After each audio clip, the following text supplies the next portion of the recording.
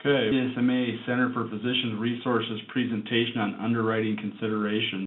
This presentation is brought to you in partnership with MMIC and is the second of 5 programs dedicated to risk mitigation. This is our second series on the topic of risk mitigation, and again, we thank MMIC for working with us to bring this to you.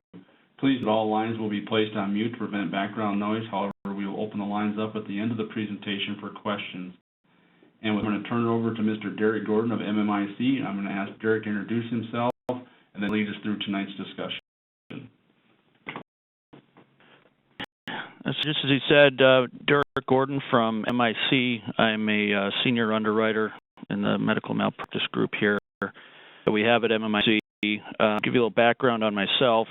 I've been in the industry for over 10 years. Recently, prior to working at MIC, was a cyber insurance underwriter. We'll be talking a little bit about that towards the presentation when we go, towards what are some of the emerging risks and the trends that we're seeing in the healthcare industry. So I want to make sure we'll touch on that.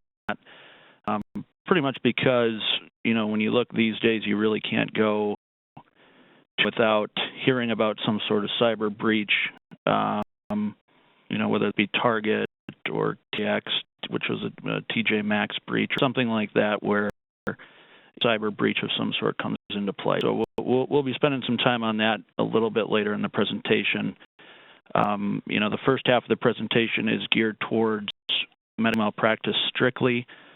I'm going to go through and, I guess basically give you more of a comfort level, or at least improve the comfort level, that everybody has with, their medical malpractice or professional liability insurance. Since, at some point being a physician or other healthcare provider is something that either you or your employer will be purchasing, and I think it's important for everybody to have, how those rates are generated. And folks on the insurance company side, when looking at these issues. So, I want to make sure that this is as interactive as possible. Sitting around the Thanksgiving dinner table, this Eric trying to explain some of my more distant relatives what I do for a living. They tend to glaze over. I think unfortunately that was before the tryptophan kicked in, so I can't necessarily blame it on that, but I want to make touch on some important topics that that we look at insurance company every day. So again, what considerations do we give when we're looking at the line of insurance? What information do we need? Why do we need it? Are we asking for things that we're not necessarily using? That is no. So I want to make sure that if your employer or yourself, if you go out and get this insurance policy on your own, that you understand what information is needed and why do we need it, and the emerging risks, and then how can we address those. So right in here to the medical malpractice side, I developed this graph essentially to show everyone, the 9 basic give whenever we're looking at a medical malpractice insurance policy. I'm not going to touch on all of them, but there is a few that I want to touch on here. You can see on the left, client reputation, especially MIC being a physician-owned insurance company, mutual company, where our policyholders who indeed own the company, we're here to, protect you. So that really is a major consideration for us. We want to make sure that we're doing is in the best interest of the client and policyholder. Integrity right below that. What by that is that we want decisions that we make and the prices that we charge are both equitable, policyholders, but at the same time something that's sustainable in the long run. Insurance company that under their book of business to a point where they wouldn't be able to respond to claims isn't going to be, any good to anybody. So that's what I mean by the underwriting integrity, to make sure that we're doing this on a sustainable basis. Structure, What I mean by that is to make sure that you have the coverage that you need. The healthcare industry is constantly changing. EHR has been a bit of a struggle, I believe, for a lot of people.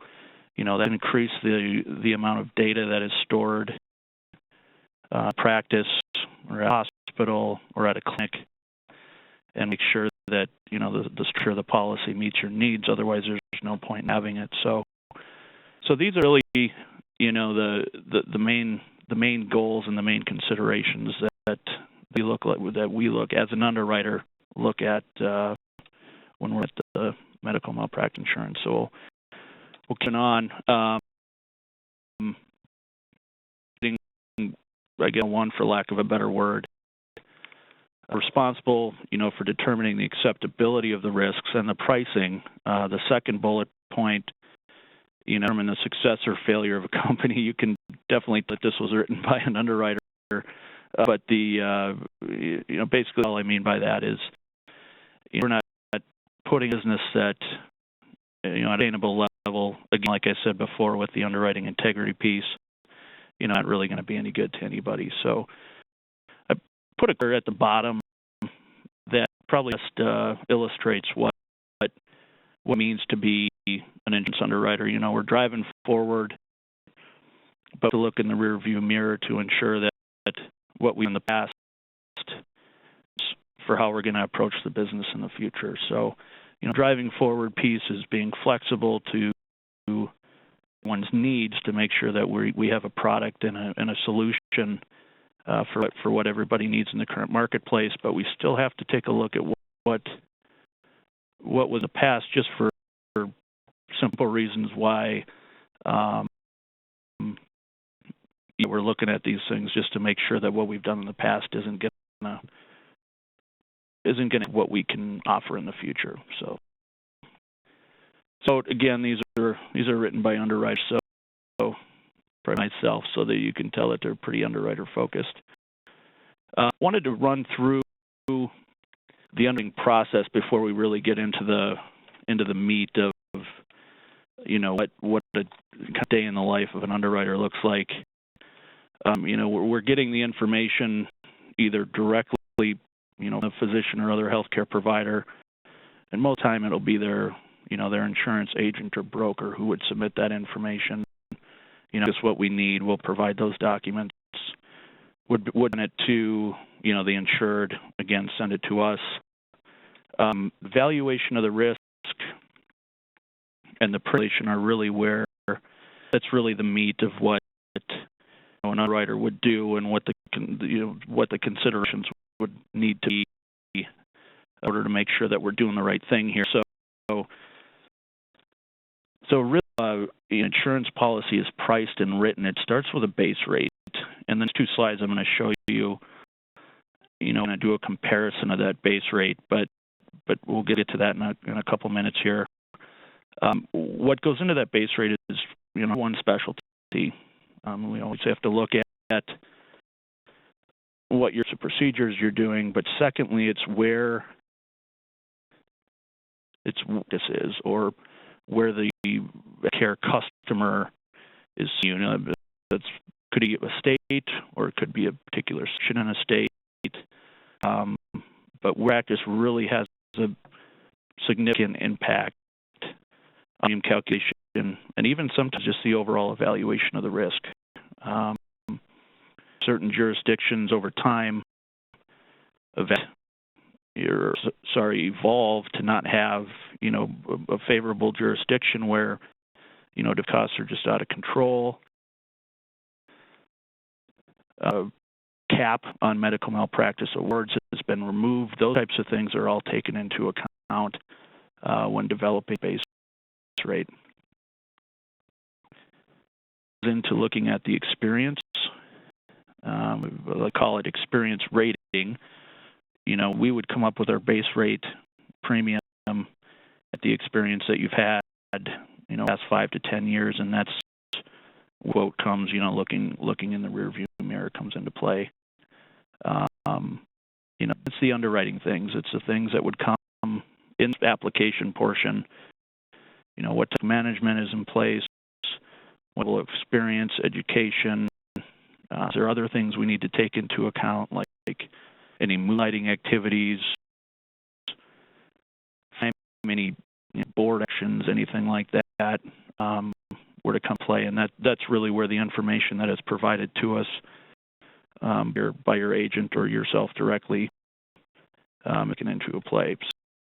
So, after we've evaluated the risk, said, yep, this is so it would be a good fit for both parties, meaning, this company itself, as well as you, the insurance consumer. The terms and conditions are developed, and this is things like, well, better or any other type of coverage or endorsement or anything like that would help. If you're going to pay premium, we got to make sure that it's going to fit the needs and it's going to be there when you need it. So risk is evaluated, the premium is generated, the terms and conditions are usually developed in conjunction with the policyholder or the agent or broker, and this is where really the part begins. And the underwriter, it's really where a lot of the work begins. Sure that we're constantly, scanning the marketplace to ensure what we're offering, is an equitable price, but responding to the changes in the marketplace and the changing needs that one's individual practice might have too. So these two slides, I think, if you take anything away from this presentation, these are numbers that really have stuck with me over the years and show just how different legal jurisdictions actually are. So this shows, and this is just base risk, so we're not taking into account experience, we're not really taking into account any of those underwriting risk management type questions. I talked about on the previous slide, this is just the base rate. So this is a combination of what we've developed at C and then some publicly available base information that we can in a publication called the Medical Liability Monitor, which you'll see below. So the first two, Florida and Texas, are not jurisdictions that MMI rights, so those were taken from the Medical Liability Monitor, but the other 5 are, and you can see it's about 10% in South Dakota for an internal medicine physician compared to somebody operating in Dade County. And those are that would be going into practice or in medical school that would planning to practice in Dade County. This is a significant being a physician, essentially price operating a practice that definitely needs to be taken into account. So I found this one interesting, and then I pulled some rates, and you'll see a strict dollar amount perspective.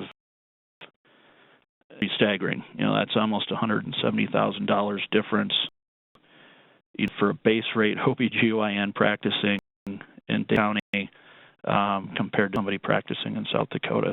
So these slides talk about the underwriting process all day, but these two slides from a consideration standpoint, really illustrate, the difference in legal environments. Move on to, what here, with all the underwriting considerations given, loss rate is number one. Very simple math there. Just strictly losses divided by premium. Ratio, which are losses plus the underwriting expenses divided by premium. Again, pretty simple math stuff, but this is really, this is really when the scorecard comes in from an insurance company perspective. That's if we're trying to write rates, if we're underwriting the risk properly. This is the scorecard. It can really take many years, sometimes some 4 to 5 years, in a lot of cases for losses to fully develop. Again, the looking in the rear mirror portion, is the losses perspective. and that can be many years down the road. So decisions that are made today, can affect a company's overall performance for years. So we look at some of the information that is needed. Information really depends on whether we're looking at just a self-physician policy or facilities, which I include, hospitals into that. The application is where we're going to get, our risk management type underwriting questions. How long have you practiced? Where do you have, in a physician's case, where do you hold privileges? Has there been any board actions recently? Do you do any moonlighting activities? Using an EHR, that type of thing is where we're going to get those questions. The last history is where, develop our experience, and we try to put ourselves in the shoes of an insurance company who would have written a risk 5 or 10 years ago up until now. Well, what would that look like? This be we would want to insure going on in the future, and that's where the history is taken into account. We'll get into more of their acts and some of those things later too. So things that we'd have to take into account in the overall hospital setting, things, financials of the company. Are they enough to where, we'll be able to maintain level staffing that are going to be required going on to the future, those types of things. So this is what we're looking for. This is kind of what we need, type slides. So we'll look at this point at some of the coverage, in conditions portion. We've got positions here. Common in the marketplace is the ability to write, up $20 million, and I've seen in different jurisdictions, it really, on what jurisdiction practice is in or the individual's operating in, that really affects what are purchased. Sometimes there are obligations that would require, limits. Say if you're going out and you're looking to get privilege in a certain hospital, if they're going to cover you, they want to make sure you have that particular coverage yourself, and it needs to be a certain limit level. So, the jurisdiction really is huge when it comes to medical malpractice. Facilities, again, it's a little bit more complex.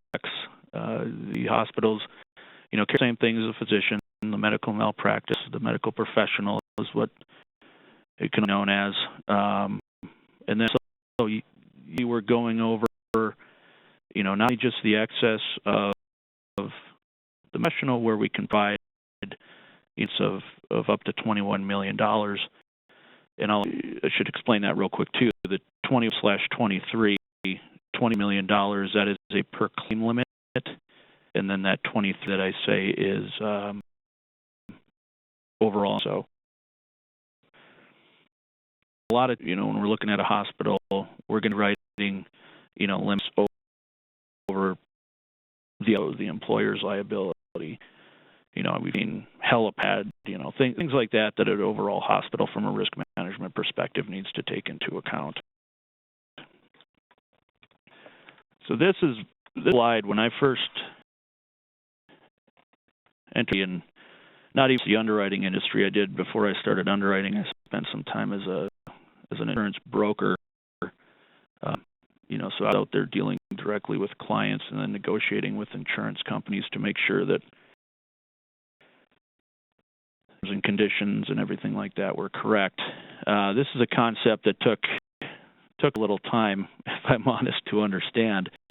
There's two types of medical malpractice insurance policies that you have. The first one being claims made. Far in day and age, the most common type of policy that's written in the marketplace.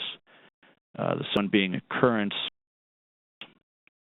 I would ago, maybe longer than that, maybe 30, that was the most common type of insurance policy written. And what the difference between the two is, it's what triggers a claim and when insurance company respond if you did have an adverse event. So claims made policy, Michelle, is just the date you need to have a policy in place, the date that the claim is made to the insurance carrier. So we have just go January 1st to January 1st, January 1st of 2016 to 2017. So if a patient were to make a claim to you 1st of 2016, you would need to make that claim between that 1/1 to 1/1 period, so you would be fine from a claims made perspective. Occurrence, you need to have policy in place the date that the claim occurred. If, say, there was a little bit of a lag or claims that really take a long time to develop, it could be years down the road before you even know that something adverse had happened to you or a patient that you saw. And that, in order to trigger coverage, is the date that the claim occurred. Claims made policy, and we will have time for questions if we want to go into this a little bit further detail. Made policies have a retroactive date. So that means that, and it's usually the date that first obtained coverage. So if it was 5 years ago, using the 1/1 to 1/1 reference, we'll just 1/1 of 2011 was the date that you purchased a claims-made insurance policy from a malpractice insurance company. That's your retroactive date. That means that it can occur anytime after that, but you have an in-force policy with the insurance company. So that's the prior exposure, the practice coverage were to come in. Some pricing considerations. Oftentimes, newer claims-made policies will be less expensive. It's because they're not going back. They're not going back, and even in the future, it's where the adverse event occurred. It's when, the date that the claim is made to the carrier. So say if you're starting practice and you just purchase a policy 1/1 of 2016. That price of that policy is going to be less expensive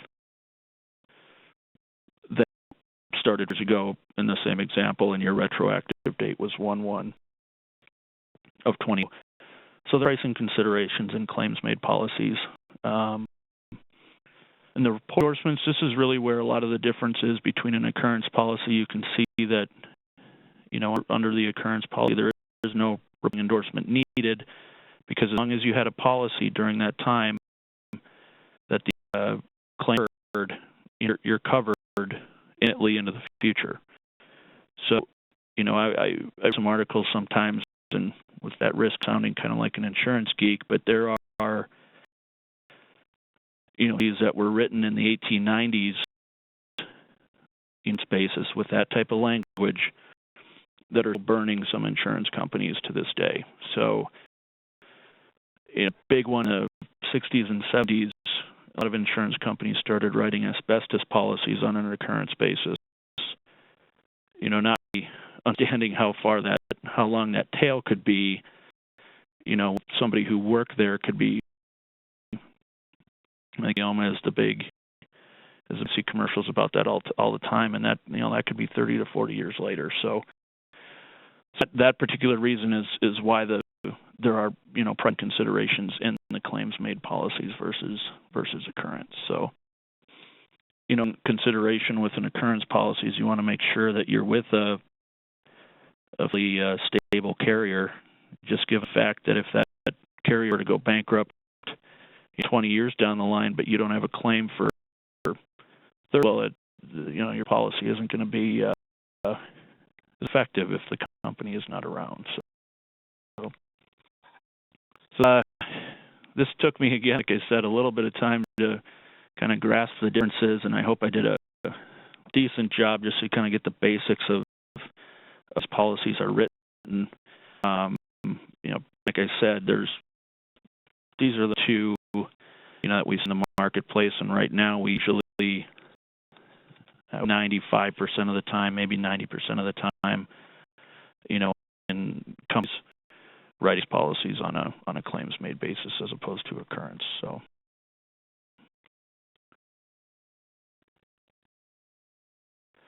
We take a look, and the policy is going to respond compared to doing. In medical malpractice lines, we like to see a pretty broad professional services definition. We want to make sure that this is, what you're doing, and this is language we'll put in the insurance policy. This is the crux of what we're covering. And A there is really where the most exposure, most of the claims, and especially most of the more severe claims are going to be covered under. Start that sentence out with medical treatment. You'll see pretty similar definitions, across the marketplace, because we understand what we're writing. We understand charging, based on procedures and specialty and jurisdiction. So we don't really want this to get in the way, and you can read that, and it's a pretty broad, pretty definition. So we'll look, the actual application review itself. I just wanted to cover this real quick to just look at some of the higher points of what an underwriting department and what a company overall really looks for, with the information that you're providing them. Then kind of shifting towards not doing just this way for 10 years. We've asked these same questions for 10 years. Insurance companies are trying to eliminate as much administrative burden possible, and not ask questions that really need to be asked. I know a lot of times people I talk to, they're busy running a practice, or they're busy providing healthcare to patients. They don't necessarily want to sit in a lot of 10-page application, especially if it's a lot of their information the insurance company should already have, or not necessarily that they're going to use. So you just hear of what I'm looking for. And I want to make sure, that they have the current coverage. We look at that retroactive date, which we talked a little bit about before. Make sure we're not going to leave any gaps in coverage. If they did make a change from one insurance company to another, that insurance company that they're moving towards can pick up that retroactive date. So not losing coverage that may have happened in the past, but hasn't really developed yet. So I'm looking at, we look at the limits, of course, that they're wanting. A lot of times that's either driven by or past claims history.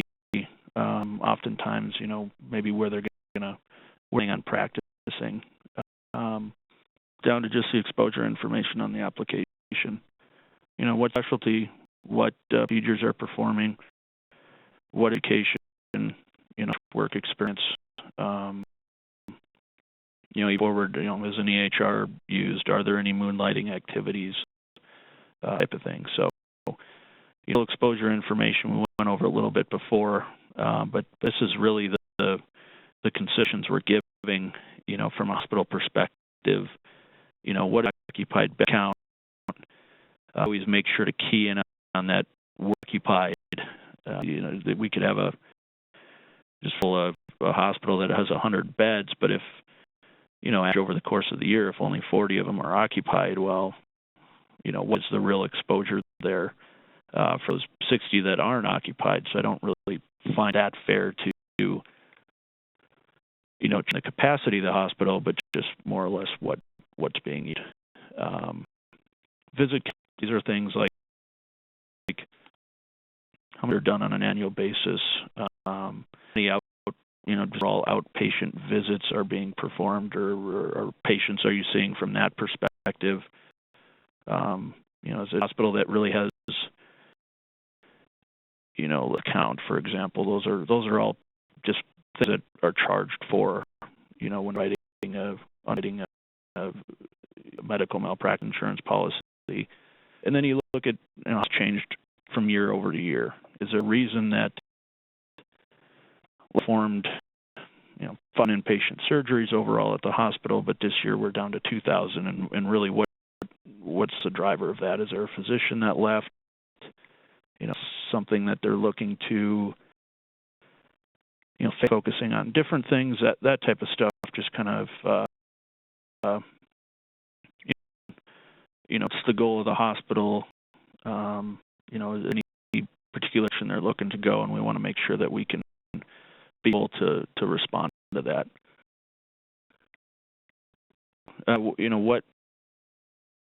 What are we on a credentialing standpoint? What's the process? I see a lot of times that, as an insurance company and as an insurance industry in general can assist with that process. If hospital that either a separate policy or we, if there's employed physicians that we also write, we can set and really kind of relationship for more of a, strictly rights policy, paying claims, year over year, to really this process, and we're providing things like safety and departments within an insurance company to really add value to policyholders, not just writing an insurance contract. So, and the management programs, we talked a little bit about that as well throughout the process. These are things that can, as in giving an underwriter, a comfort level, that a physician or a hospital is really focusing a lot on, mitigate that risk whenever possible. So, if credentialing is improvements made in the credentialing process, are made in the risk management process, and if insurance companies involved in one or both of those, getting perspective that really speaks pretty highly from, as far as gaining our comfort level with everybody at the either facility or the hospital is with each one of these. So Mark, stop here and open it up for some questions before we, get some of the emerging risks and more specifically side coverage. See questions about the medical practice in general before we move on. Kind of a halftime, if you will. Go ahead and open up the phone lines at this time, or any questions for Derek at this time.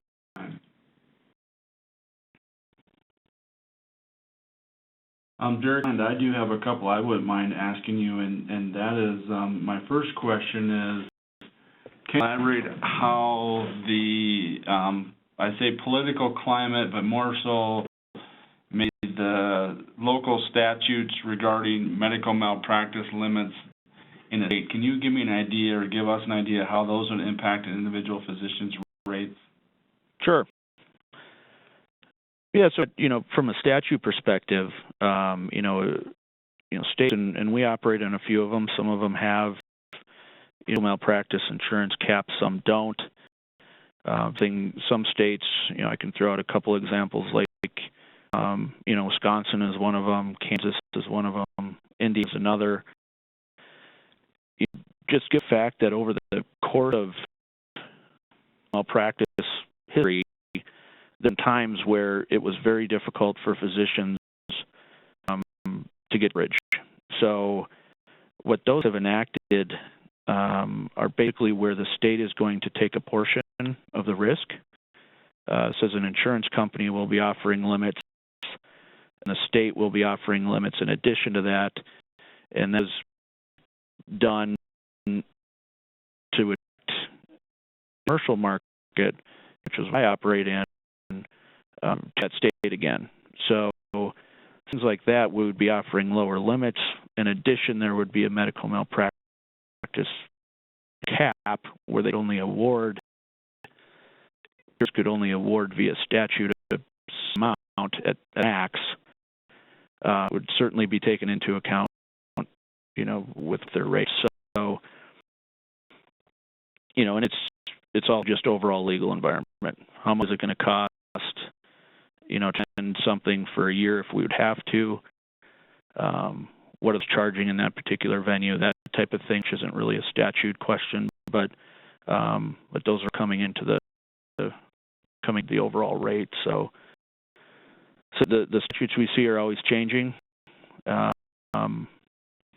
if there is no gap in a particular state, those are being challenged all the time. But if there is one, we certainly view that favorably.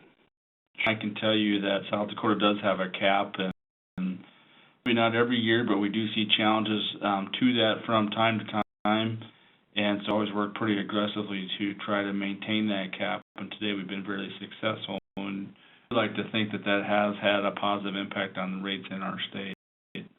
It certainly has, and I think a couple of the slides that we showed should be pretty creative of that, I would hope.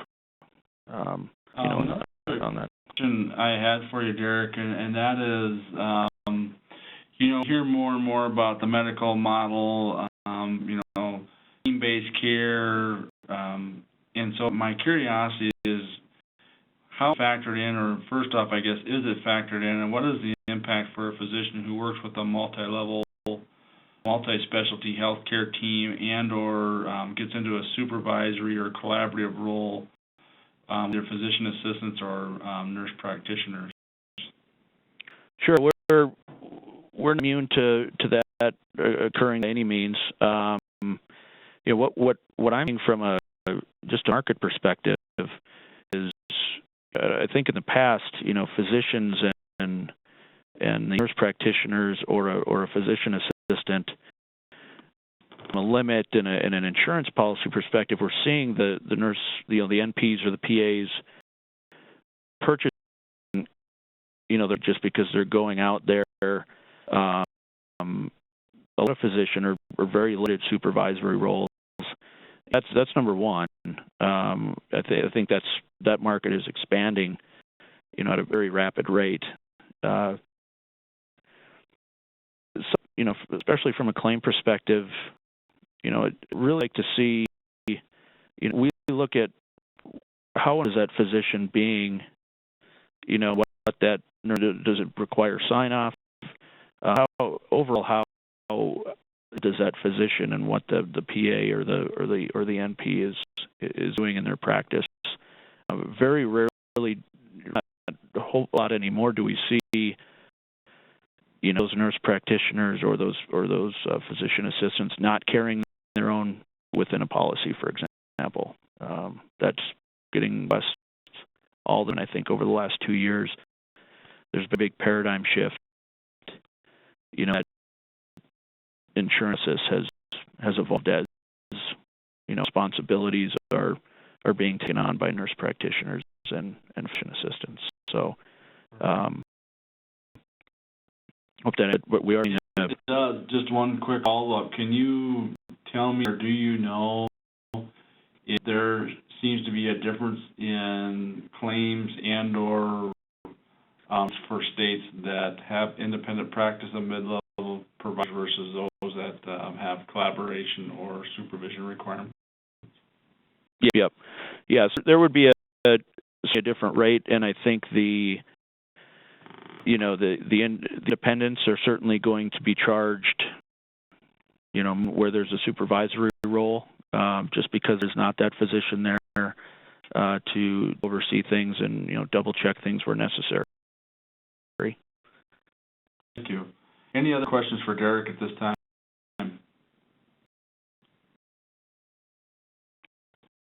Great. Do you want to proceed? Go ahead. I'll go ahead. I'll mute the lines at this time. Okay.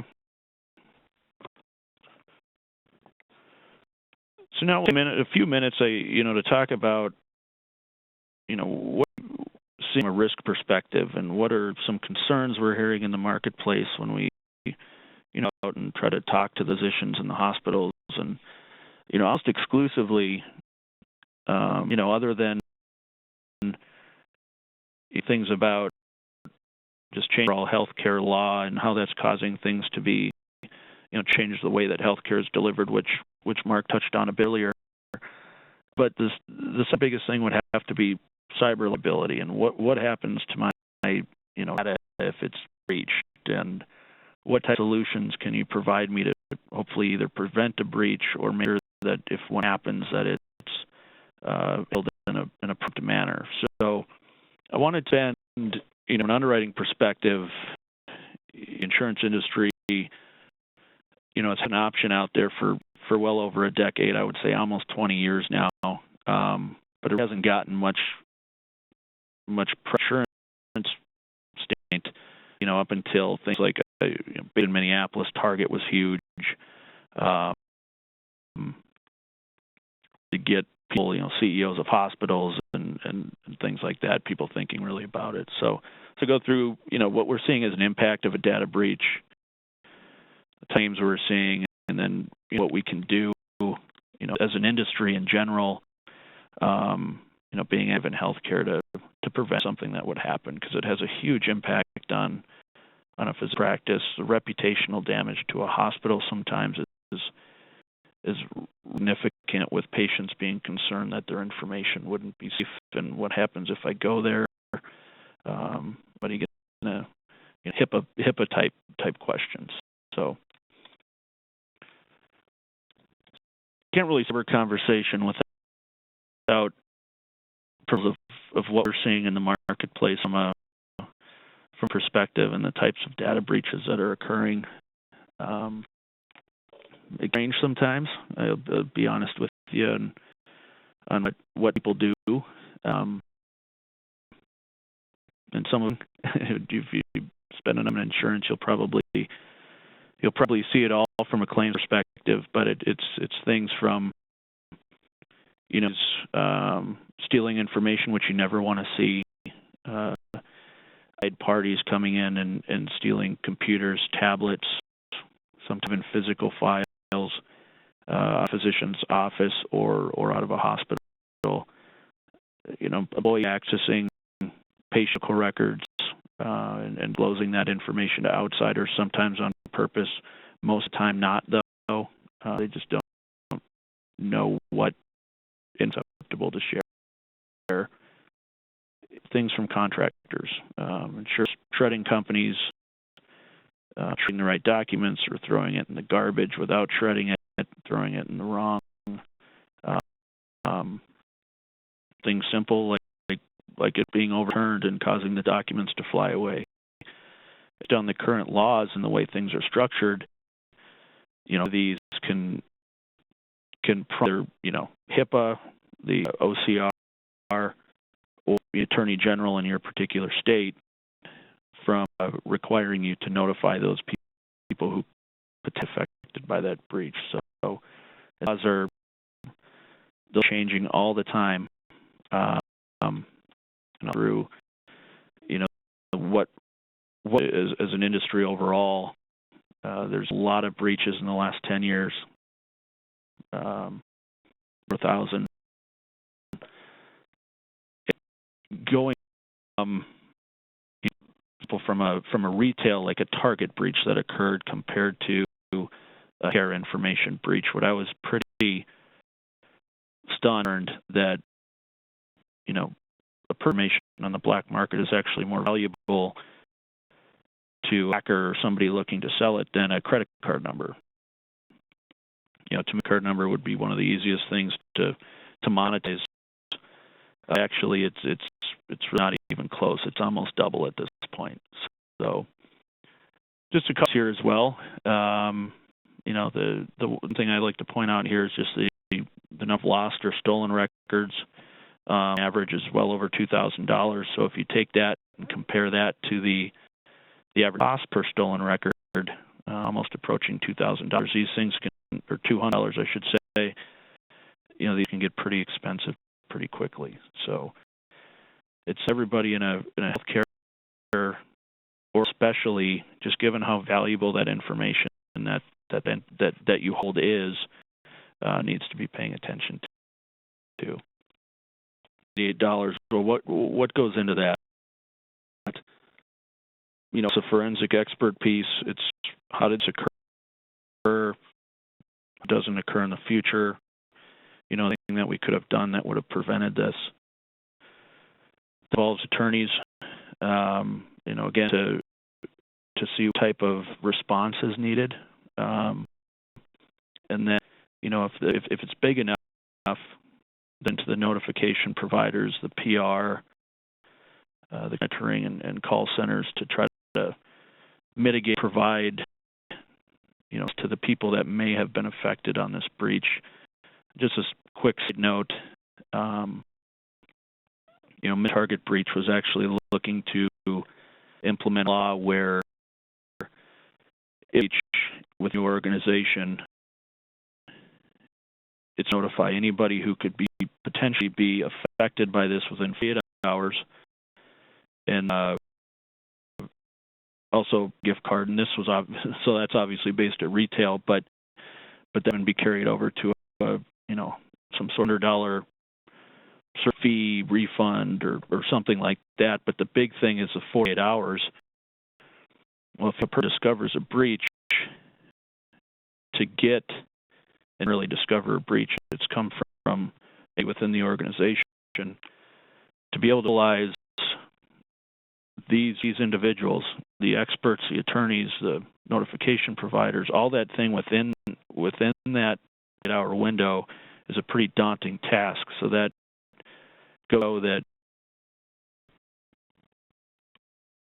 has a solution, especially from an insurance company or if you know these types of resources on your own, it's key, because these things work really, really quickly. So this is what, you know, the direct costs of a data breach, those are easier to measure. Some of the indirect costs of a data breach, those are a lot harder, a lot more difficult to measure. Customers, the damage to the reputation, as I spoke about earlier, you know, patients not wanting to come into a hospital or physician office because they're not entirely sure whether or not they're going to be safe. Those things are a lot more difficult to actually measure in strict dollars and cents terms. So risks that we've as an industry, you know, the public exposure, the embarrassment of financial identity theft is huge. And then the medical identity theft is, you know, only 45%. It's not quite where the financial identity theft is, but it's getting pretty close. So, and that's something that's rising.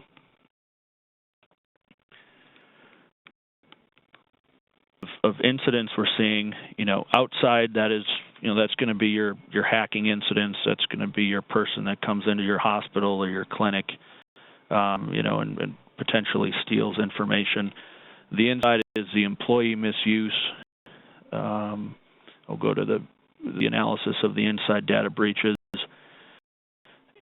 The front there, the inside accidental, that's where when I'm talking about you know, an employee accidentally emailing some information to somebody that wasn't intended, you know, or that starts with the employee and more of a lack of training issue, not necessarily something that hacker or some outside forces come in and caused a particular breach. So the most part of where the claims are coming from, in my view, would be the I have labeled here as the inside malicious, and that is, you know, the intentionally sabotaging, you know, a server or an employee intentionally stealing information so that it can be sold on the black market, that type of thing. That's troubling. You know, I know it happens, but I certainly would like to see that number significantly lower than it is right now. So these are about occur in the first place. We've seen every single one of these, MMIC. A lot of it, especially with regards to employees, can be handled by, you know, additional training, additional policies, regard can access what particular type information. things really go a long way, because the first thing that the OCR, the Office of Consumer Report, is going to ask, or more specifically, the Attorney General is going to ask, okay, you're responding to it, but what type of policies and procedures have been in place that could or should have prevented this from happening? So if that question is asked, and well, I'm not sure, we've always kind of assumed cyber was more of an IT issue. I'm not sure that that's when certain HIPAA fines or fines from your state regulators can certainly come into play there. So whenever I get a chance to talk about cyber, I just think it's not just IT's problem. It's everybody in the organization's consideration that needs to be taken in. Any policies and procedures or incident response, items that as an organization that would potentially help you either prevent or respond to one of these things, the more the merrier as far as that goes. So legislation environment, and this is constantly changing. HIPAA also sets it, that it's kind of HIPAA and high tech at this point are really kind of merged together from a cyber regulation standpoint.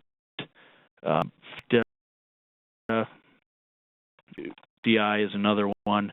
These are just acronyms for acts or regulations that have come out, to basically tell people what, or tell a business, anybody who's involved in commerce, how their information needs to be handled. PCI and FACTA, for example, is payment card industry. I know every hospital or doctor's office probably accepts a debit card or something like that for payment. That things like, well, you need to every digit of a card except for the last four. That type of thing that you need to be aware of when operating your business, practice, or hospital. On this level, this is one that it's changing now, but it certainly has not had the history that things like HIPAA have. Currently, 7 states have enacted legislation requiring the notification for privacy breaches. That number has been, I believe, if my memory serves me correctly, Massachusetts was the first one, and it's kind of grown from there. At this point, South Dakota does not have one. I think either there's going to be an overall federal communication law, which has been hinted by the Obama administration several times, or the number will grow to 50. I mean, within a pretty short amount of time. So that particular law that I mentioned in Minnesota requiring, for notification, things like that are going to become more commonplace, and it's going to be really difficult. And a lot of times it really becomes an issue of where did the person reside.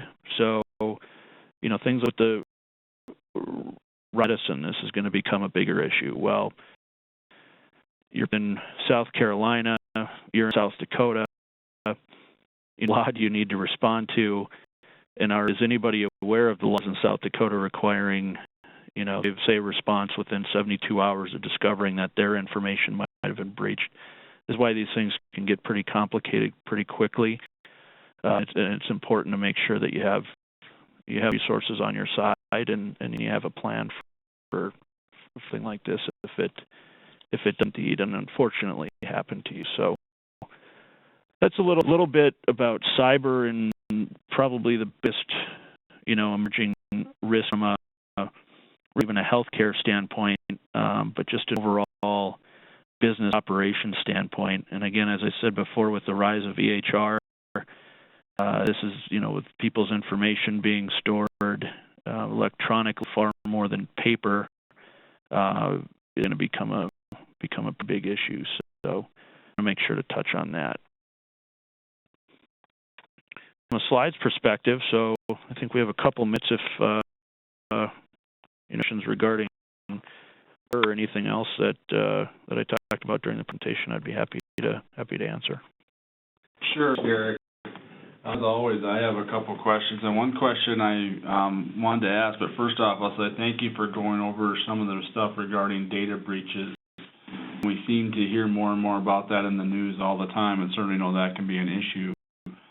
Question I had with regards to practice claims and liability has to do with the different quality improvement initiatives you see. You see meaningful use. A number of insurance companies anymore, payers have their own programs for healthcare quality improvement initiatives.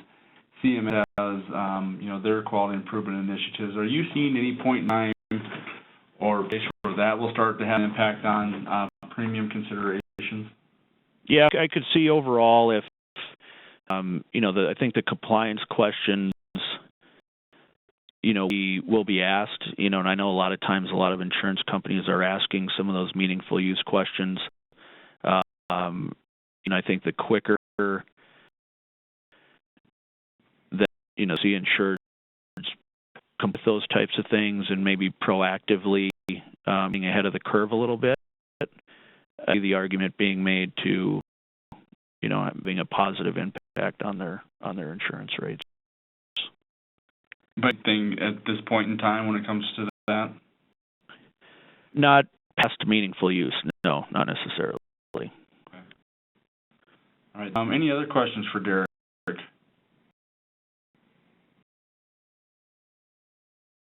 Derek, if they do have questions, is there a way that members can reach out to you and follow up from this presentation? Sure. Yes. First of all, I can certainly throw out my email address. And it's derek.gordon@mmicgroup.com. That's derek.gordon@mmicgroup.com. Be happy to any additional questions that may have come up or even come up in the future. So, on that note, Derek, too, I know that the staff there at MMIC has a team of resources. I know they're very knowledgeable in the data breach issues. Could you perhaps, and I apologize if I put you on the spot, but maybe briefly touch on some of the resources that may be available to physicians regarding data breaches? Absolutely. So we have a whole group here at MIC that, we'd call the Health Information Technology Group. That can go in and assess any particular risk, assess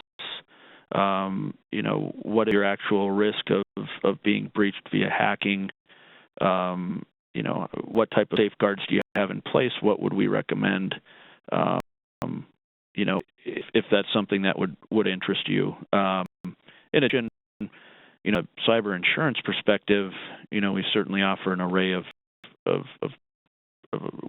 products there, with different limits depending on your concerns are and what we mutually agree that would be, some of your larger exposures. So in addition to having a group that would, proactively go out and try to assist to make sure the ducks are in a row, as they say, we certainly have a perspective, and then, in the case that a breach were to occur, we also have the rate of insurance product as that goes.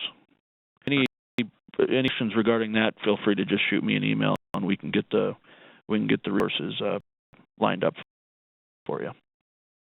Okay, questions for Derek at this time? Okay, Dave, none. I certainly want to thank you for taking your time to be with us. And I would want to mention to those on the call that our next program is scheduled in this series is on medical malpractice coverage and limits. That program is scheduled for Tuesday, March 8th. The topic of that presentation we'll also have is going to be apologies and the use of communication in medicine. So please be mindful of your emails because additional information will be forthcoming.